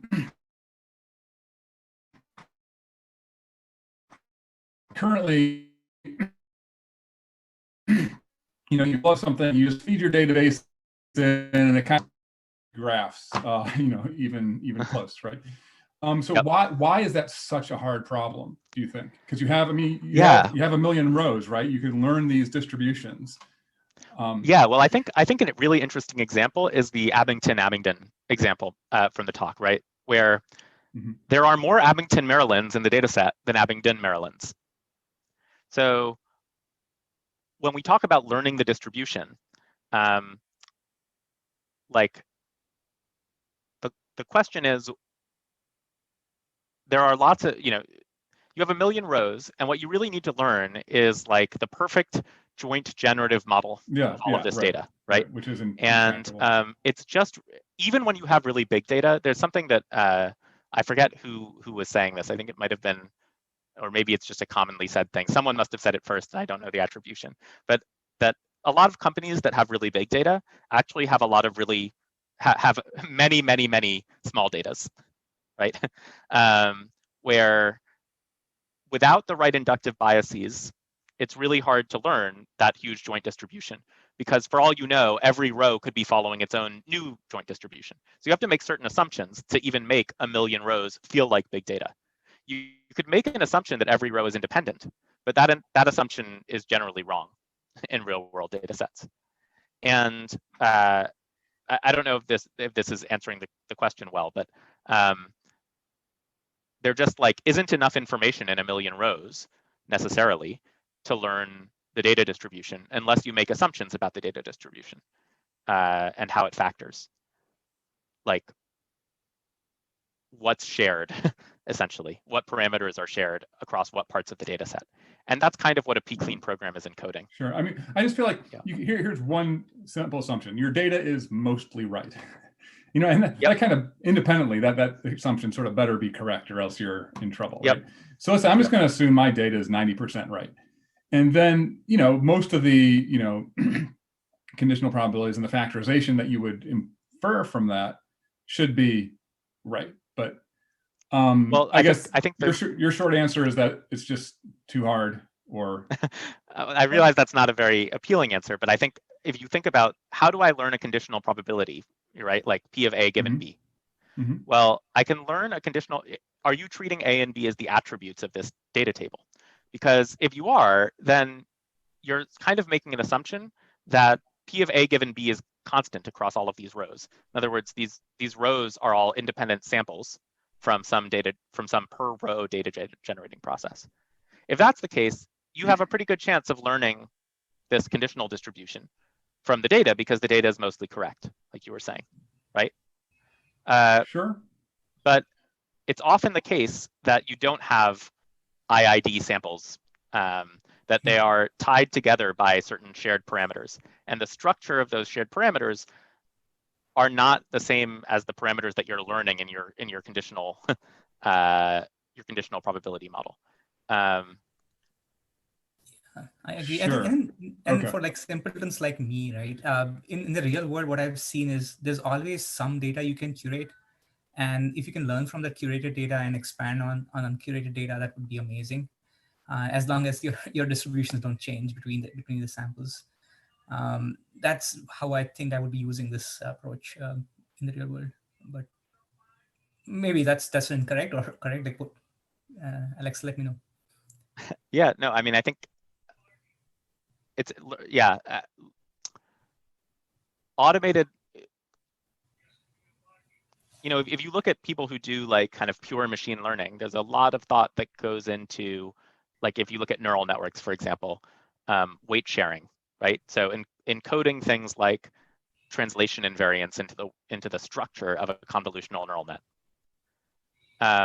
So it's not just about getting the right curated data set, though that definitely is a part of how you do sort of learning, but it's also about encoding the right inductive biases into the model.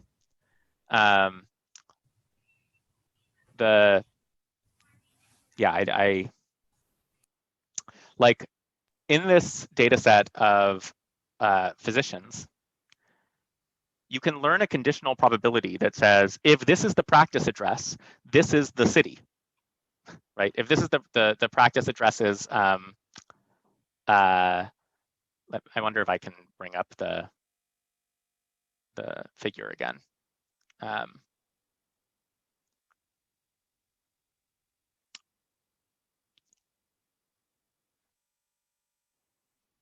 right? So here, right? How are you going to learn that Abingdon is correct here, right? So here's the problem. Abington appears more times than Abingdon in this data set. So if you're just looking at the city field, Abington feels like a better answer. And if you were looking at conditional probabilities, like you might learn that for 3491 Merchants Boulevard, Abingdon is correct, and for 100 Walter Ward Boulevard, Abington is correct. But that's wrong. The correct process has to do with recognizing that what really matters here is the distinct practice addresses that are associated with a city. That's the right notion of frequency in this data set, because that's where the typos would actually occur. The correct model of typos in this data set is that each practice address has someone filling out a billing form, and they write down the city wrong on that billing form. It gets replicated across all the rows for that practice address automatically. Right. That's an example of structure that it's really hard to pick up on automatically, but can easily be encoded into a pclean program. I see. Brilliant. I mean, there's a whole field working on extracting latent structure from data like this, but it's amazing. It's fascinating to find that they just fail still, apparently, to really get off the ground on solving this problem. Yeah, we tried running baselines that were, V8, like people are coming up with VAE based architectures for mixed discrete continuous tabular data, and you just Causal get kind models. So the Graphical VAE models. So there are approaches that just try to learn a graphical model. Those approaches fail in a data set like this because, again, they're making this kind of like independence given the parameters of the graphical model assumption, which can't model things like this Abington phenomenon. We were also looking at people who are trying to take this like deep generative modeling approach, where you don't really model the causal structure. You just have these like latent codes and learn how to decode them into discrete and continuous random variables, so that they're supposed to be usable for tasks like this. But if you actually look at the algorithms, they're making certain assumptions about like the error models, uniform error models, and things like that, or independent error models that turn out not to hold in any of the real world data sets that we were looking at. So across all of them, these methods perform quite poorly. Okay. But of course, there are methods that work okay for some of these, despite not getting the trickier cases. So the baselines that I showed at some point are these like integrated data cleaning systems that use other sort of learning-based approaches that can do all right on a lot of these problems. So here, like HoloClean gets 90% correct on hospital, and we only get 91% correct on hospital. Though other data sets, you see more of a difference. Got it. Yeah, thanks a lot. Thank you. Great questions. Thank you.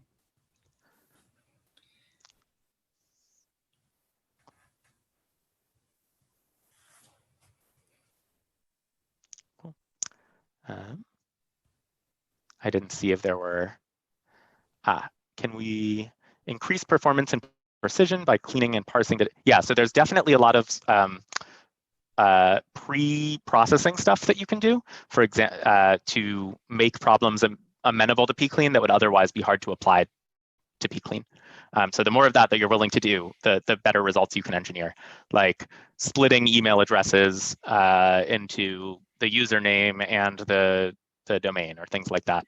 And then modeling those as separate fields versus trying to model them as one field can make it more performant. Yeah, Alex, the data that I shared with you a few weeks ago, there's one field for the name. Yep. As opposed to parsed first name and last name, middle suffix, nickname, that kind of stuff. Yep.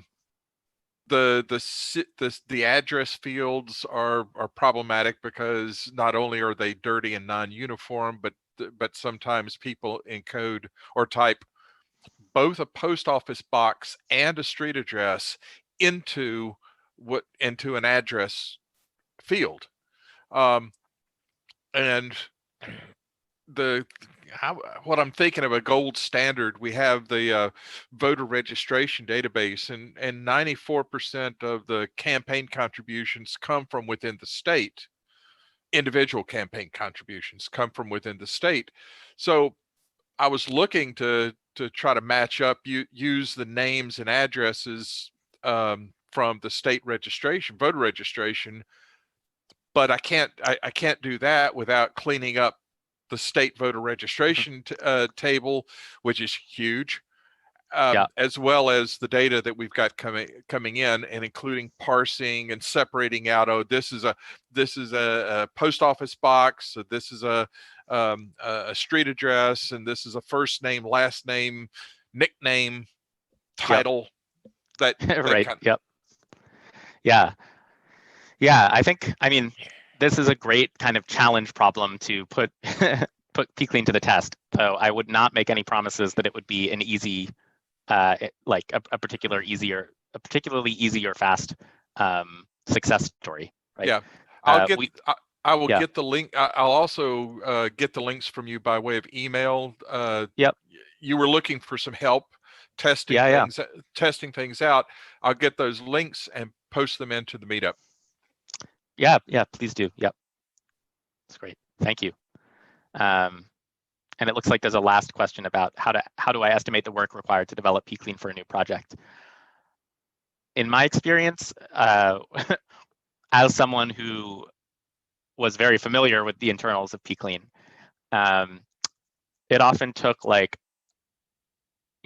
a day to get something up and running that was giving results that I could at least look at with someone, but then a couple more weeks of sustained interaction and potentially extensions to like specific extensions to pClean in order to really make it something that was like solving whatever data cleaning need they had. And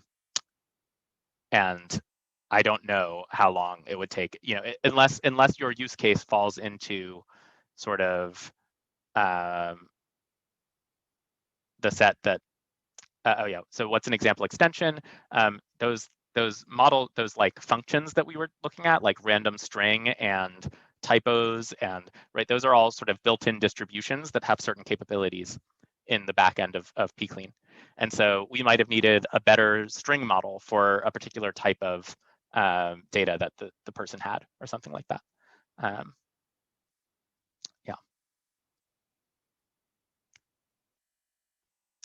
There be a minimal support requirement here? How does it deal with sparsity?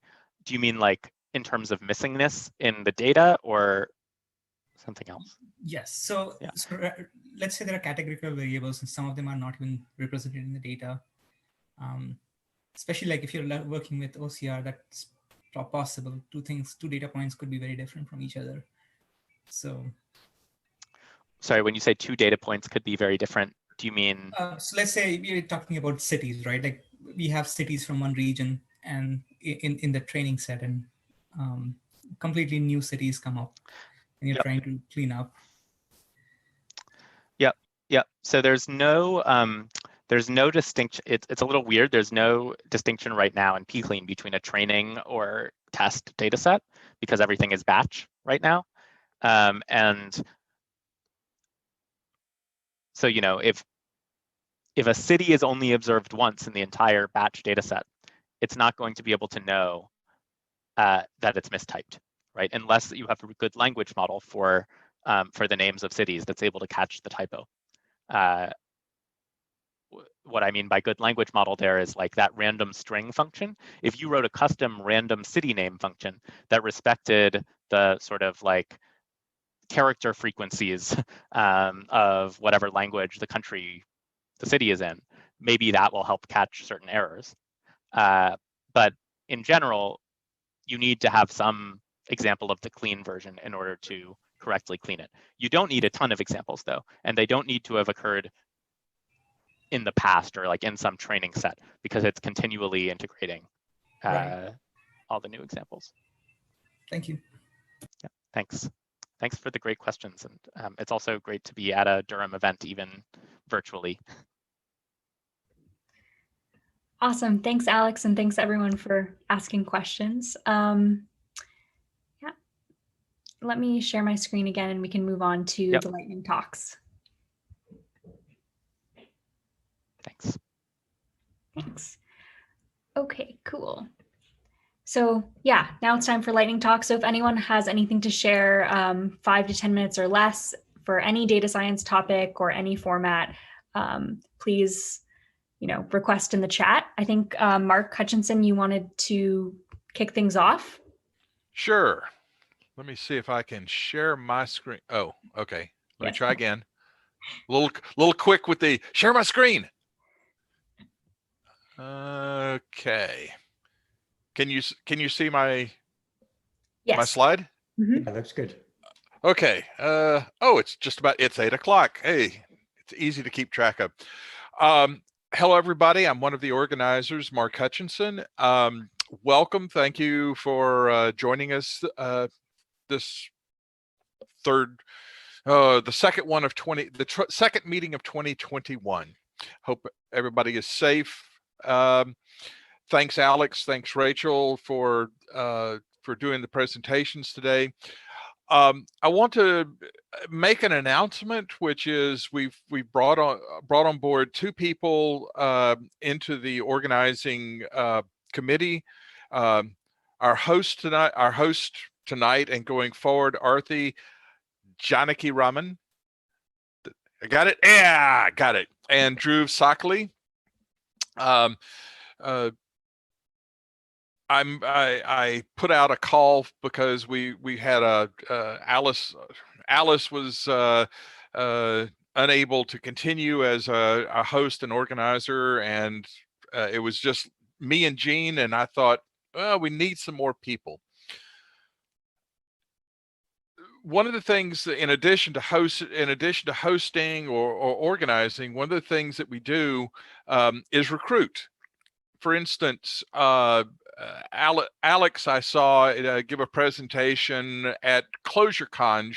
In fact, I wasn't there. I saw a video of Alex doing his presentation. It was a presentation on Gen a couple of years ago. So I went, oh, that's neat, and knew that library and represented a way of probabilistic, an implementation of probabilistic programming, and thought that would be very valuable for us. So I started recruiting him, and finally his schoolwork has allowed him to give the presentation here. Why am I showing you this slide? Because we are operating in a vacuum unless you help us by telling us what is of interest to you. What topics of interest are you? You don't have to give a presentation, but what types of data-centric presentations would be of interest to you?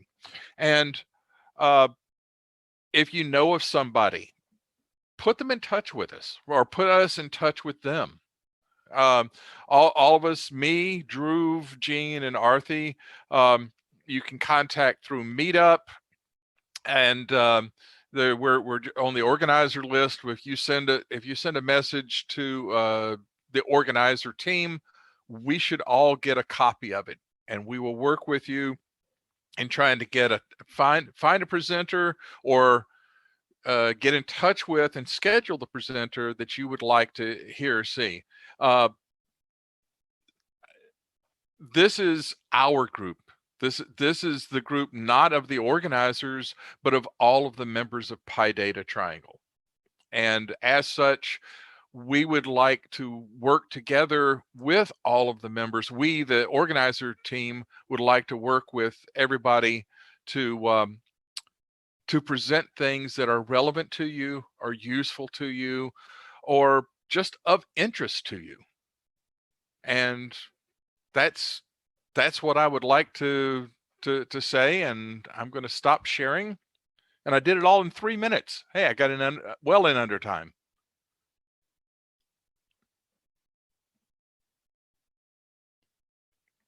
Any questions?